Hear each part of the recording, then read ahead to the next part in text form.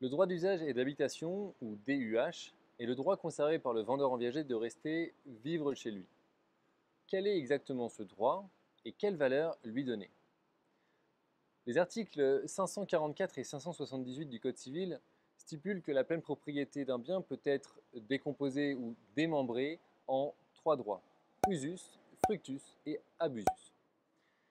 Usus qui est le droit d'user du bien, de l'habiter personnellement. Fructus, qui est le droit de jouir du bien et d'en percevoir les fruits, autrement dit de le mettre en location et de percevoir des loyers. La réunion de l'usus et du fructus forme donc l'usufruit, qui permet d'habiter le bien soi-même ou de le mettre en location. Abusus, qui est le droit de disposer du bien, de le céder ou de le vendre.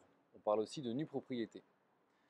Vendre un bien en viager occupé, c'est donc démembrer la pleine propriété pour ne conserver que l'usufruit ou le simple usage, usus, qu'on appelle aussi droit d'usage et d'habitation, le fameux DUH. Comment est calculé le DUH en viager?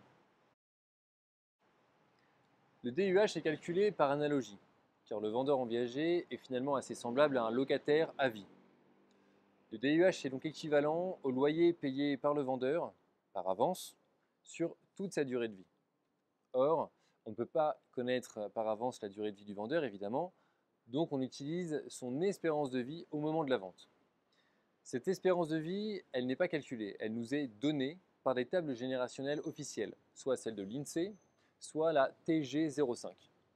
Nous préconisons largement la TG05, car c'est celle qui reflète le mieux l'espérance de vie des vendeurs en viager, et que son utilisation est légale et même obligatoire pour la conversion des contrats d'assurance vie en rente viagère. Or, la logique est absolument la même pour convertir un capital d'assurance vie en rente viagère ou un capital immobilier en rente viagère.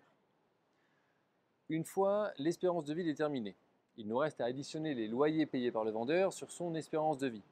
Et c'est là qu'intervient le taux d'actualisation présenté lors des trois grands principes du calcul viager. Car on ne peut évidemment pas additionner des euros de 2030 avec des euros d'aujourd'hui.